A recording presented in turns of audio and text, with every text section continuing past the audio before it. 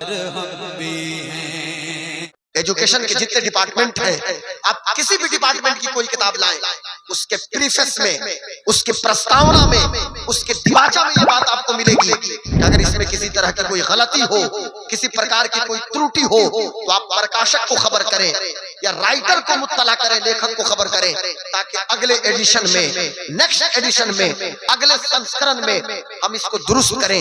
लेकिन दुनिया की सारी किताब एक तरफ और अल्लाह का कलाम कुरान एक तरफ। आप कुरान मुकद्दस लेकर आइए, 114 सूरतें कुरान के अंदर हैं।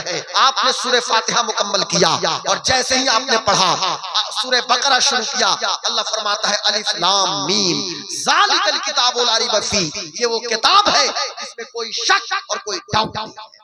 ये कुरान की शान है। और मैं बताऊं आपको एक बात बताता हूं, इमाम शाफई जो साहिब मजहब है, इमाम शाफई के शागिर्द हैं इमाम अहमद इब्न हंबल। इमाम शाफई ने एक किताब लिखा, इसको तवज्जो से सुन बेटा।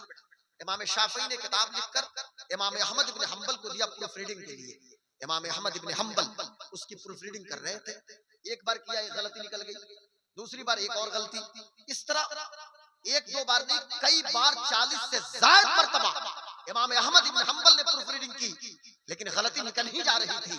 इन्होंने अर्ज किया हजरत गलती तो आ ही जा रही है। तो इमाम शाफई ने फरमाया बंद करो शाफई की किताब, अरे शाफई की किताब में गलती निकल जाएगी, वाहिद रब की किताब कुरान है जिसमें कोई गलती और कोई शक नहीं। वाह क्या कहना है, वाह वाह, बात समझ रहे हैं आप? अब सुनिए, मैं कहना ये चाहता हूँ, कुरान शरीफ पे, कुरान मुकद्दस पे दूसरों ने जुल्म नहीं किया है, सबसे ज्यादा मुसलमानों ने जुल्म किया है। हमने जुल्म किया है कुरान पे, हमने और आपने जुल्म किया है जी कुरान मुकद्दस पे। आप कहिएगा हजरत ये बहकी बहकी बात रात के 3 बजे पौने 3 बजे आप कर रहे हैं, शब्बेदारी की वजह से आपका दिमाग खराब तो नहीं हो गया है? मैं कहूंगा साहब नहीं, ऐसा कुछ नहीं, मेरा दिमाग नहीं खराब हुआ है। सबसे ज्यादा कुरान पे मुसलमानों ने जुल्म किया है। इस किताब को मजलूम हमने बना दिया और जुल्म हमने ऐसे किया कि कुरान तिलावत हम नहीं करते हैं, तिलावत से हम दूर भागते हैं। और एक मौलवी आके कहता है साहब कि कुरान जब भी पढ़ो तो तर्जमे से पढ़ो, तफसीर से पढ़ो, ऐसे सिर्फ अरबी पढ़ने से क्या होगा? ये झूठी बात है। अरे जिनको तर्जमा आए वो तर्जमा भी पढ़े, जिनको तफसीर आए वो तफसीर भी पढ़े। लेकिन हजरत उम्मुल मोमिनीन सैयदा आयशा सिद्दीका रज़ियल्लाहु ताला अन्हा फरमाती है कि एक शख्स कुरान पढ़ता है, उसे पढ़ना आता है, उसको सवाब मिल रहा है, लेकिन एक शख्स कुरान की तिलावत के लिए मशक्कत उठा रहा है, कुरान की तिलावत के लिए कोशिश कर रहा है, कुरान की तिलावत के लिए मेहनत कर रहा है, अल्लाह तबारक व तआला उसे दोहरा सवाब अता फरमाता है, उसे डबल मेरी बात समझ रहे हैं ना? कुरान की तिलावत। और मैं कहां से मिसाल पेश करूं? कुरान नाजिल हुआ अरब में, हुजूर मक्का में है। चूंकि बहुत ज्यादा मैंने खाना खा लिया था कैसर भाई का, काफी टेस्टी था ना, दिन भर भूखे थे तो इसलिए अभी वो हजम नहीं हुआ है, तो बोलने में थोड़ी सी परेशानी हुई। लेकिन सुनिए, थोड़ी देर सुनेंगे, 5 मिनट। माशाल्लाह हमारे बहुत सारे भाई लोग बहुत सपोर्ट कर रहे हैं। आप कम है लेकिन माशाल्लाह ठीक है। जरा बताएं तो दोनों हाथों को उठा के आप बेदार हैं? अरे सुभान अल्लाह, माशाअल्लाह, सुभान अल्लाह, हाथ नीचे रखिए। अरे सुभान अल्लाह, माशा, ऐसा लगता है कि अब फिर जलसा शुरू हो गया। 10 बजे मैं बयान कर रहा हूँ, जितने लोग हैं ठीक है कि यहाँ से आप 22 पहुंचा दीजिए। मेरी बात समझ रहे हैं? आप गुलाबबाग 0 माइल पहुंचा दीजिए, ये मतलब नहीं है। यहाँ से आप कस्बा पूर्णिया पहुंचा दीजिए, 2 गच्छी आवाज पहुंचा दीजिए, ये थोड़ी मतलब है। मतलब ये है ना कि यहाँ जो लोग हैं उनको समझ में बात आनी चाहिए। बात समझ रहे हो भाई? शेखर साउंड सर्विस के ऑपरेटर, ये कहने का मतलब ये है, ऐसे साउंड तुम्हारा आपका अच्छा है, आवाज का ये मतलब कि यहाँ लोगों को समझ में। कोई जरूरी नहीं कि आप 22 जोन तक ले जाएं या आप ले जाके किशनगंज पहुंचा दें, ये कोई जरूरी नहीं। यहाँ बात समझ में आनी चाहिए। बात क्या कर रहा था मैं? अल्लाह के रसूल मक्का में है, जिब्रील मक्का में है, हुजूर मदीने में है, जिब्रील मदीने में है, हुजूर ताइफ में है, जिब्रील ताइफ में है। मेरी बात समझ में आ रही? हुजूर जहां है जिब्रील वहीं है। यहाँ तक कि बेटा देखो, please please listen to me, just I am concluding, मैं बस खत्म करने जा रहा हूँ। आप कहाँ पे हैं? थोड़ी देर प्लीज सुन लीजिए, थोड़ी देर प्लीज प्लीज। तो इधर उनकी आवाज अलग आ रही है, इनकी अम्मा और इनकी खाला और बाजी लोगों की आवाज, और इधर इनकी आवाज अलग आ रही है। हटा दीजिए नहीं बैठो बैठो बैठो। बस आखिरी बात सुनो भाई, आखिरी मरहले में मेरी गुफ्तगू चल रही है, रात के 3 बजने को है। काजी सीमांचल नाशिर मसलके आला हजरत जनाब क़िबलागाही खुलूस बेपनाही हजरत अल्लामा मौलाना मुफ्ती ज़ुबैर आलम सिद्दीकी साहब क़िबला कि सीमांचल का कोई खित्ता और कोई इलाका हो, नाम और सिक्का तो हुजूर काजी सीमांचल का चल रहा है। थोड़ी देर में उनकी जलवागरी होगी। मेरे बड़े करम फरमा हैं, मेरे मोहसिन हैं, बड़ी मोहब्बतों से नवाजते हैं। तो हजरत थोड़ी देर में इंशाल्लाह तशरीफ लाएंगे। बात सुनिए, हजरत आयशा सिद्दीक़ा के हुजरा में मेरे आका है, वहां भी जिब्रील आ रहे हैं। और उस्ताज़े ज़मन शहंशाह सुखन अल्लामा हसन रज़ा बरेलवी कहते हैं कि बेलिकाए यार उनको चैन आ जाता अगर बार बार आते नहीं हो जिब्रील सिदरा छोड़ के। सिदरा छोड़ के बार बार क्यों आ रहे हैं? लिकाए यार के लिए। तो कुरान नाज़िल हुआ अरब में, लेकिन तिलावत किया है कुरान की सबसे ज्यादा कहीं किसी मुल्क के लोगों ने, मिस्र के लोगों ने। जी, मिस्र के लोगों ने, मिस्रियों ने, इजिप्टियंस ने कुरान की तिलावत का हक तो नहीं अदा किया, लेकिन हत्तल इम्कान अदा करने की कोशिश की। लेकिन अदब किया है इंडियन सब कॉन्टिनेंट के मुसलमानों ने, भारतीय उपमहाद्वीप के मुसलमानों ने।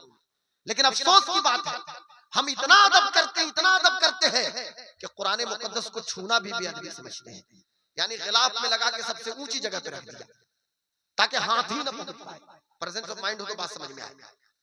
हमारे पड़ोसी मुल्क में एक मकतब के असातिज़ा ने मीटिंग की, कैसर भाई कि हम यहाँ पे एक लाइब्रेरी बनाएंगे और लाइब्रेरी में किताब मांगेंगे कहाँ से? बच्चों से। छोटे छोटे बच्चे थे, छोटे छोटे। इनसे कहा कि बेटा घर जाइए और घर से वो किताब लेकर आइए। या आप इसे नकाबत में कोट कर सकते हैं, बड़ी जिम्मेदारी से मैं बोल रहा हूँ। आप वो किताब लेकर आइए जिसको आपके अब्बू और आपकी अम्मी कभी ना पढ़ते हो, आपकी अम्मी भी कभी ना पढ़ती हो और आपके अब्बू भी कभी ना पढ़ते हो। कल सुबह हुई, बच्चे जब घर गए और किताब सीने से लगा के आ रहे थे, बच्चों की आंखों में आंसू है, असातिज़ा भी छम-छम रो रहे हैं, असातिज़ा भी आंसू गिरा रहे हैं। और जब बच्चे के करीब आए तो सीने से लगी हुई एक किताब है जिस जो कुरान मुकद्दस है। असातिज़ा ने पूछा कि मेरे बच्चों बताओ तो सही, क्या तुम्हारी अम्मी इसको नहीं पढ़ती? क्या तुम्हारे अब्बू तिलावत नहीं करते? तो बेटा कहने लगा कि जब दादा मर रहे थे तो अब्बू लेकर बैठे थे, अम्मी कभी कभी रमजान में तिलावत कर लेती हैं। आज मैं अपनी कौम की बेटियों से हाथ जोड़ के विनती करता हूँ, अपनी माँ और अपनी बहनों से कहना चाहता हूँ, कल तक हमारे आंगन से, हमारे घर से कुरान की तिलावत की सदा आती थी, लेकिन आज मेरी बेटी के हाथ में भी स्मार्टफोन है और आईफोन है और रील बनाने की एडिक्ट इतनी मेरी बेटियां हो गई हैं। 15 सेकंड की रील बनाई जा रही है। कल तक कपड़े बेडरूम में बदले जाते थे, कल तक कपड़े वॉशरूम में चेंज होते थे। लेकिन मुझे माफ कीजिएगा हलचल शिवानी साहब क़िबला, आजकल कपड़े इंस्टाग्राम पे तब्दील किए जा रहे हैं। और इस रील लाइफ ने हमारे छोटे छोटे बच्चे पबजी और फ्री फायर के इतने शिकार हो गए कि इस पबजी ने और इस फ्री फायर ने और सोशल मीडियाई दौर ने हमारे वजूद को तबाह बर्बाद किया। ये मुफ्ती जावेद साहब क़िबला और अल्लामा मुफ्ती दिलकश साहब क़िबला, माशाअल्लाह सुभान अल्लाह, बैठाइए, जिंदाबाद जिंदाबाद माशाअल्लाह। तो बात ये चल रही थी कि मोहब्बत में वहां से तशरीफ लाए, बहुत दूर से हमारे भाईजान तशरीफ लाए। बात इधर तवज्जो सुनिएगा, इस रील लाइफ ने हमारे वजूद को तबाह बर्बाद कर दिया है और मेरी बेटियां भी एडिक्ट हो गई और मेरे बेटे भी एडिक्ट हो गए हैं। ये 15 साल के बच्चे, 10 साल 7 साल की लड़कियां, 7 साल की लड़कियां रील बना रही हैं और इस रील लाइफ ने हमारे रियल लाइफ के वजूद को तबाह बर्बाद कर दिया है। इस रील लाइफ ने हमारी असली जिंदगी को अजीरन बना के रख दिया है। इस रील लाइफ ने हमारी सोसाइटी को खोखला करके रख दिया है। इस रील लाइफ ने हमारे वजूद को तबाह बर्बाद करके रख दिया है। इसलिए खुदा का वास्ता भाग पीछे की तरफ, ऐ गर्दिश अय्याम तू, हमें पीछे की तरफ भागना पड़ेगा। वो अंधेरा ही भला था कि कदम राह पे थे, रोशनी लाई है मंजिल से बहुत दूर। हमें ये ग्लैमर नहीं चाहिए, हमें दुनिया की आराइशों से बाइश नहीं चाहिए, हमें हुस्न नहीं चाहिए, हमें ये खूबसूरती नहीं चाहिए। यार हमें वही रोशनी तो लौटाओ ना कि जो रोशनी हजरत अबू बकर सिद्दीक ने हमें अता किया है, जो हजरत फारूक आज़म ने हमें अता किया है, जो हजरत उस्मान गनी ने हमें अता किया है, जो मौला अली ने हमें अता किया है। यार हमें उसी रोशनी को लेना पड़ेगा जो रोशनी करबला की धरती से इमाम अली मकाम, राकिब दोष मुस्तफा, लख्त जिगर मुर्तजा, नूर ऐन फातिमा, इमाम अली मकाम हजरत इमाम हुसैन ने हमें अता फरमाया। इसलिए मैं कहना चाहता हूँ, कुरान से टूटकर मोहब्बत कीजिए और कुरान शरीफ की तिलावत की आदत डालिए। मैं पूछना चाहता हूँ, आप अभी कम है, मुझे नहीं पता क्योंकि मैं सोया था कैसर भाई के घर पे, मुझे बताया गया कि लोग मतलब आ रहे हैं जा रहे हैं, लेकिन जरा सीने पे हाथ रख के ईमानदारी से बताओ, ईमानदारी के साथ कि क्या कितने लोग हैं 24 घंटा आपके पास भी है, 24 घंटा आपके पास भी है।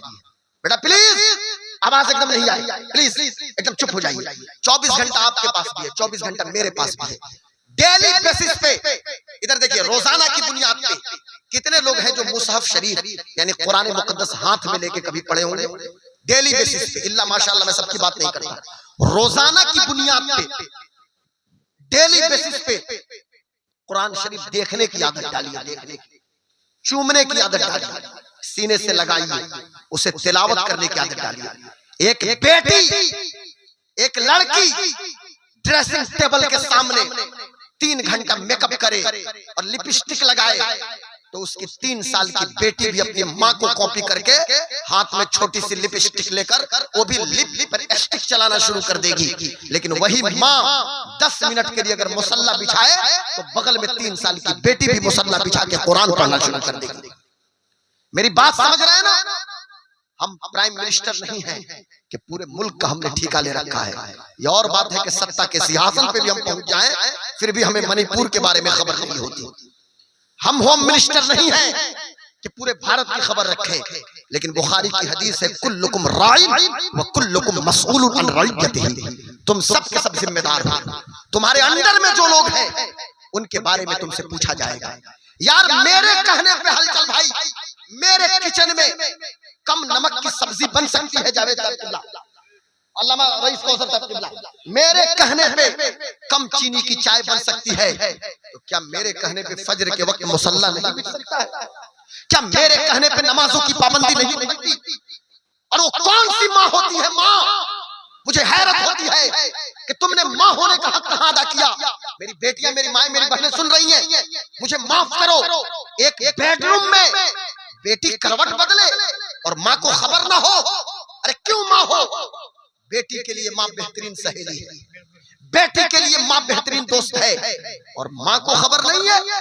आज जो खबरें आ रही हैं पूरे भारत से, और मैं सीमांचल की भी बात करूं तो अररिया से, किशनगंज से, पूर्णिया से, फिर उधर बंगाल के उस बॉर्डर के इलाकों से, फिर पूरे झारखंड से, बंगाला से, और बंगाल में तो ह्यूमन ट्रैफिकिंग और भी बहुत सारे मामलात हैं, और पूरे भारतवर्ष से रोंगटे खड़े हो जाते हैं साहब, रातों को नींद नहीं आती है। खुदा का वास्ता अपनी नस्लों को संभालिए।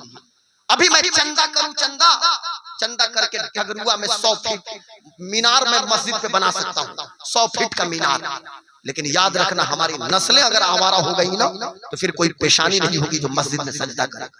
इसलिए खुदा का वास्ता अपने बेटों को संभाल लीजिए। मैं हाथ जोड़ के कहता हूँ, अपने बच्चों को बचा लो मुसलमानों, और अगर मेरी बेटी आवारा हो गई ना तो फिर कुरान की तिलावत की सदा नहीं आएगी। और किसने कह दिया कि कुरान की तिलावत सिर्फ मुतलक तिलावत पे सवाब नहीं मिलता? मुतलक भी तिलावत करेंगे, सिर्फ अरबी तिलावत करने की कोशिश भी करेंगे ना, और जितनी ज्यादा कुरान से उल्फत मोहब्बत होगी ना, अल्लाह तबारक व तआला के मुकर्रब बंदे बन जाएंगे। मैं कहां से मिसाल पेश करूं? हमारे सामने 17 साल 16 साल के नौजवान भी मौजूद हैं। मुझे मक्के का वो 17 साल का नौजवान याद आ रहा है इस वक्त, कि जिसके बारे में इमाम शाफई ने कहा था कि हमने हरम के अंदर देखा एक नौजवान था, चूंकि इमाम शाफई हरम में पढ़ाते थे, हदीस शरीफ पढ़ाते थे, हरम मक्की में बाज़ाब्ता मताफ के बगल में मकाम इब्राहिम के जस्ट बगल में उनकी दरसगाह लगती थी इमाम शाफई की। जरा सुनना बेटा, गौर से सुनना, रोंगटे खड़े हो जाएंगे, चूंकि बड़ी अहम बात है। हालांकि वक्त मेरा पूरा हो चुका है, लेकिन 5-7 मिनट और सुन लीजिए। 5-7 मिनट और सुनेंगे तो आधा घंटा तो ऐसे ही हो गया। मैंने कैसे वैसे कहा कि 30 मिनट में खत्म कर दूंगा, इन्होंने कहा नहीं, देख लीजिए हालात क्या बनते, बस सुन ही लीजिए आखिरी बात। और ये हजरत अभी आए कि नहीं, हमारे जो मदरसे के जो बानी मबानी है, मुफ्ती दिलकश रज़ा, अच्छा आ रहे हैं माशाअल्लाह, तो उनकी जियारत के लिए तो आंखें सबकी तरस रही हैं भाई, सलाम में आएंगे। अच्छा माशाअल्लाह माशाअल्लाह। आखिरी बात सुन लीजिए, क्योंकि 3 बजने को, बेटा सुनो, गौर से सुनो, गौर से सुनो, एकदम समझ में बात आएगी सबको। कुरान से तिलावत, दुनिया में जितनी ज्यादा मोहब्बत होगी ना कुरान से, मरने के बाद कब्र में भी कुरान की तिलावत कीजिएगा, कब्र में भी। इमाम शाफई कहते हैं एक नौजवान था, मैंने उसको देखा काबे का तवाफ कर रहा है। हाय हाय, आज हम भी जाते हैं उम्रा करने के लिए, एक ट्रेंड चला है नया नया। हज फर्ज है लेकिन उम्रा करने पहले जाएंगे, और 1 साल पहले प्रचार करेंगे, उम्रा पे जा रहा हूं, उम्रा पे जा रहा हूं। भाई क्या हो गया, बगैर प्रचार के भी तो जा सकते हैं। हाँ ज़ियारत विद कैमरा या विदाउट कैमरा भी तो हो सकता है ना। एहराम पहना तो सेल्फी, गुस्ल करने से पहले सेल्फी, कंघी किया तो सेल्फी, जहाज पे बैठा सेल्फी, लैंड करने के दौरान सेल्फी, बस पे बैठा सेल्फी, जिद्दा से बस आगे बढ़ी सेल्फी, मेन हरम में एंट्री तो सेल्फी, होटल गए तो सेल्फी, फिर एहराम के साथ जब गए सामने काबा तो सेल्फी, बाबू सलाम पे सेल्फी, रुकने यमानी पे सेल्फी, रुकने इराकी पे सेल्फी, रुकने असवद पे सेल्फी, रुकने शामी पे सेल्फी, मुस्तजाब पे सेल्फी, मुस्तजार पे सेल्फी, मुल्तजम पे सेल्फी, अस्तगफिरुल्लाह माज़अल्लाह। और इस सेल्फी ने तो हमें सेल्फिश बना दिया है। सेल्फी से, मेरी बात अंग्रेजी पे तवज्जो, सेल्फी ने हमें सेल्फिश बना दिया है। सेल्फिश हम हो गए और सेल्फी ने तो हमारे चेहरे के जोग्राफिया को बिगाड़ के रख दिया। यार हम खूबसूरत हैं, बंदा खूबसूरत है, लेकिन सेल्फी लेगा तो नाक चढ़ा लेगा, भौं चढ़ा लेगा, मुंह टेढ़ा लेगा। यानी जब तक मुंह टेढ़ा नहीं करेगा सेल्फी कंप्लीट नहीं होगी। और मेरी बेटी भी वैसे ही सेल्फी लेती है, नाक टेढ़ा करके, नाक टेढ़ी करेगी, मुंह टेढ़ा करेगी। अभी जस्ट आज दिन में रांची से जिस वंदे भारत में मूरी से मैं बैठा और पटना उतरना था और दूसरी वंदे भारत पकड़ के कटिहार आना था, तो वो गया में दो बेटियां हमारी चढ़ी।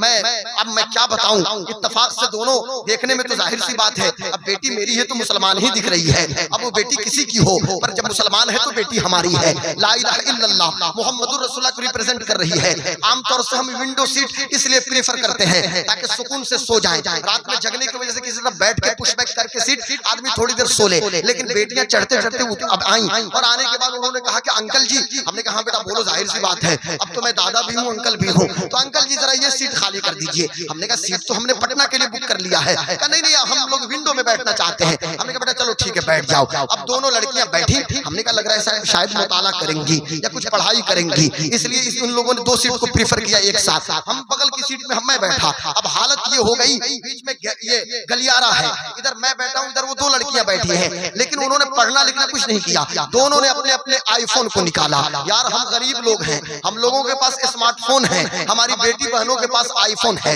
आईफोन निकालने के बाद सेल्फी लिया और कई कई एंगल से सेल्फी लिया, नाक बिगाड़ के सेल्फी, आंख घुमा के सेल्फी, चेहरे का जोग्राफिया खराब किया सेल्फी। और सेल्फी ने तो हमारे वजूद को तबाह बर्बाद कर दिया। आज एक नया ट्रेंड चला है पूरे झारखंड और बिहार में और मुख्तलिफ जगहों पे। एक साल पहले से प्रचार उमरा पे जा रहा हो, 1 लाख रुपया खिलाने में लगाया जाने से पहले, आया तो गांव भर को खिलाया 1 लाख, जाने में 1 लाख, 3 लाख रुपया इसी में खर्च। अगर और कुछ मिला लेते तो हज कर लेते, हज करने का सवाब मिल लेता। क्या हजरत हज कर लेते, लेकिन हालत यह है कि जनाब उमरा करने जाएंगे, चलो अच्छी बात है, लेकिन याद रखना हर पॉइंट पे जो सेल्फी लेते हो पता भी नहीं है रुकने यमानी कहाँ है, रुकने असवद कहाँ है, रुकने शामी कहाँ है, रुकने इराकी कहाँ है, हजर असवद कहाँ है, मकाम इब्राहिम कहाँ है, काबे की किस दीवार को, कहाँ से कहाँ की दीवार को मुस्तजाब कहा जाता है, किस दीवार को मुल्तजम कहा जाता है, किस जगह को दरवाजे काबा और हजर असवद के बीच की जगह को मुल्तजम पे क्या पढ़ना है, मुस्तजार पे क्या पढ़ना है, मुस्तजाब पे क्या पढ़ना है। काश के सेल्फी पे मेहनत न करके उमरा पे जाने से पहले अपने आलिम दीन के पास बैठ जाते, अल्लामा मुफ्ती कैसर के पास बैठ जाते, मौलाना रहबर के पास बैठ जाते, मौलाना मुसव्विर के पास बैठ जाते, मुफ्ती जावेद साहब के पास बैठ जाते। ये हमारे उलमा हमारे नुमाइंदा हैं। मुफ्ती दिलकश साहब किबला के पास बैठ जाते, मौलाना रईस के पास बैठ जाते, ये बताते काश के ताजुश शरिया के उस फतवे पे अमल हो जाता, काश के आला हजरत के उस बयान पे अमल हो जाता जो आला हजरत ने अपनी तरफ से नहीं दिया, बल्कि रसूल पाक की हदीस को कोट किया।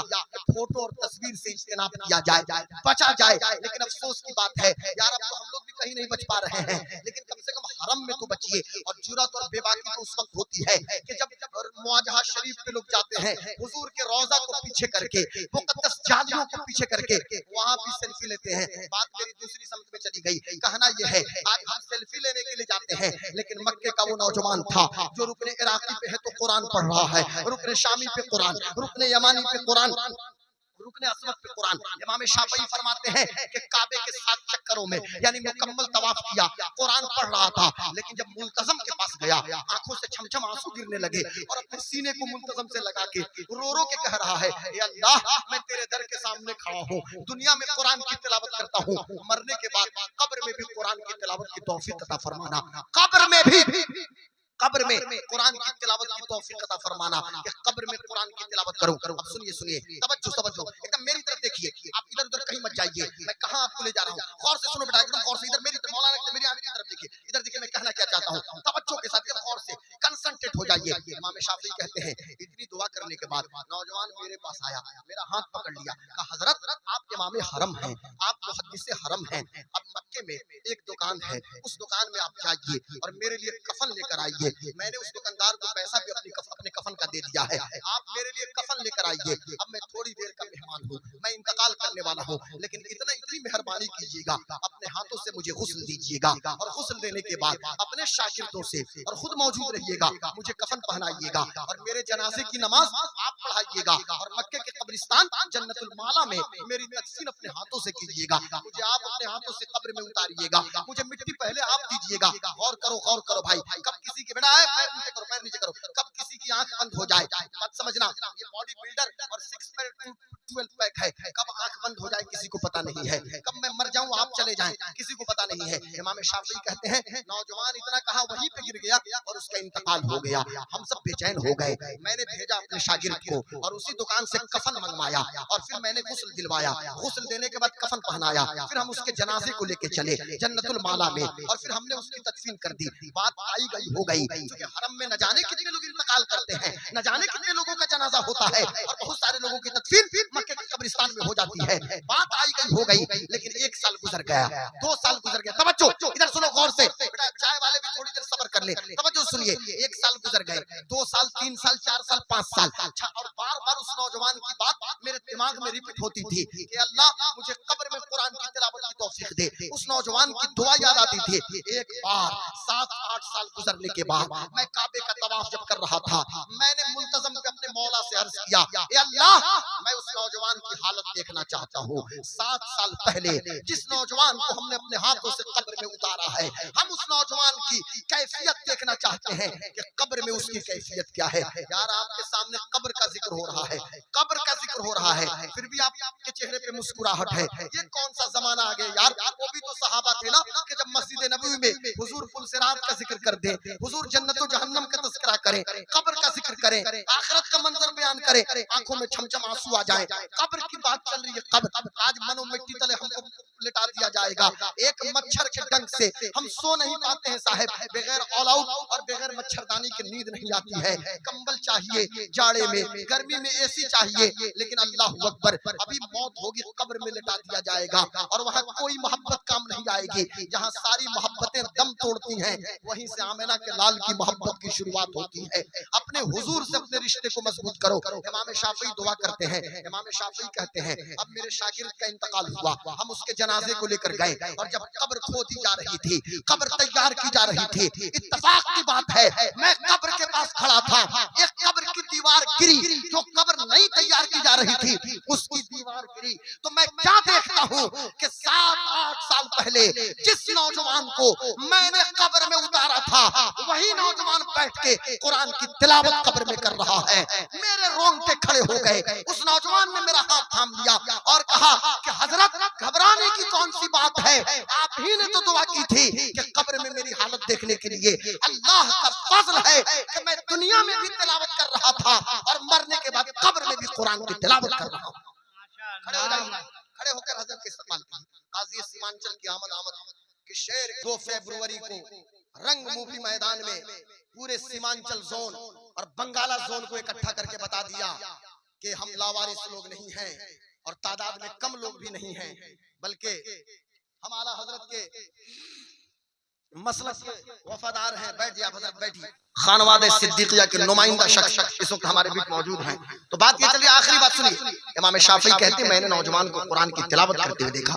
आज जरूरत यह है कि कुरान की तिलावत कीजिए। ठीक, एक बात तो हो गई, मेरी बात समझ रहे हैं ना? अरे बेटा हूँ, हाँ कुछ बोलो भाई। तो एक बात हो गई। दूसरी बात ये है कि कुरान, मैंने कहा कुरानी तालीमात को हम करना। एक नाचने वाली कोई लड़की मर जाए, मरने के बाद उसके कान में पढ़िएगा वक़र्न फ़ी बुयूतिकुन्न वला तबर्रजन तबर्रुजल जाहिलिय्यतिल ऊला। मुझे बताइए, मरने के बाद जाके पढ़िएगा उसके कान में। अभी जिंदा है तो उसे बताइए। एक ठरकी किस्म का बुढ़ा है, दिन भर बदनिगाही करता है, और जब मर जाए तब उसके कान में पढ़िएगा या अय्युहल्लज़ीना आमनू क़ू अनफुसकुम व अहलीकुम नारा। मरने के बाद उसको बताइएगा, या फिर मरने के बाद कहिए कुल लिल मुमिनीना यगुद्दू मिन अब्सारिहिम व यहफज़ू फुरूजहुम ज़ालिका अज़का लहुम इन्नल्लाहा खबीरुम बिमा यसनऊन। नहीं भाई, मरने के बाद नहीं, इंसान जिंदा है तो जिंदों तक पुरानी तालीमात पहुंचाइए। मैंने लगभग इस माहौल में 45 से 50 मिनट मैंने गुफ्तगू कर ली। ये किस्सा लतीफ अभी ना तमाम है, जो कुछ बयां हुआ वो आगाज़ बाब है। लेकिन अपनी बेटियों से एक बात कर दूंगा, हजरत इजाजत हो तो। हमारी बेटियां, मेरी माएँ, मेरी बहनें, हालांकि ये आदत सही नहीं है कि शामियाना फाड़ फाड़ के, ये जब पर्दे का इंतजाम हो गया तो शामियाना फाड़ के देखना ये फर्ज वाजिब आप पे नहीं है। लेकिन मुझे हजरत अल्लामा मुफ्ती अहमद यार खान नईमी रहमतुल्लाह अलैह की एक बात याद आती है। अल्लामा अहमद यार खान नईमी हुजूर सदरुल अफाजिल के शागिर्द अल्लामा सैयद नईमुद्दीन मुराद, वो कहते हैं कि फी जमाना, मौजूदा जमाने में चूंकि औरतें लड़कियां मार्केट बाजार तो जा ही रही हैं, तो अब दीनी इज्तिमा में भी अगर बापर्दा वो आए और पर्दे का इंतजाम हो तो इसमें कोई कबाहत नहीं, ताकि इसी बहाने तो कुछ सुन लेंगे। तो जब आ गई हो तो एक बात, मेरी बहनों, मेरी बेटियों, मेरी माँ, मैं कभी इस तरह का लहजा नहीं अपनाता, लेकिन आजकल मेरा दिमाग बहुत खराब चल रहा है। अभी 1 फरवरी से हाथ जोड़ के विनती करता हूँ, तुम्हारे रवैये में भी फ्लेक्सिबिलिटी नहीं होनी चाहिए, कोई लचीलापन नहीं। आज गुमराह करने की तुम्हें कोशिश की जाएगी स्नैपचैट पे, इंस्टा पे, सोशल मीडिया के सोर्सेस पे, लेकिन मेरी बहनों, मेरी बेटियों, मेरी माँ, इन कुत्तों और इन भेड़ियों से कह देना, इन लुच्चों और लफंगों से कह देना कि दुनिया के लुच्चों और भेड़ियों लफंगों, ये दुनिया का ग्लैमर, दुनिया का हुस्न, दुनिया की आराइश और ज़ेबाइश, दुनिया की खूबसूरती तुम्हें मुबारक हो। हम फातिमतुज़ ज़हरा की कनीज़े हैं, हमारे लिए फातिमा के बाबा मोहम्मद मुस्तफा की शरीयत मुबारक हो, उनका दीन मुबारक। हजरत फातिमा के नक्शे पर, हजरत फातिमा ज़हरा की सीरत तैयबा पे अमल कीजिए, अपनी निगाहों की हिफाजत कीजिए, अपनी शर्मगाहों की हिफाजत कीजिए। और मर्दों की भी जिम्मेदारी है कि मर्द भी अपनी निगाहों की हिफाजत करें।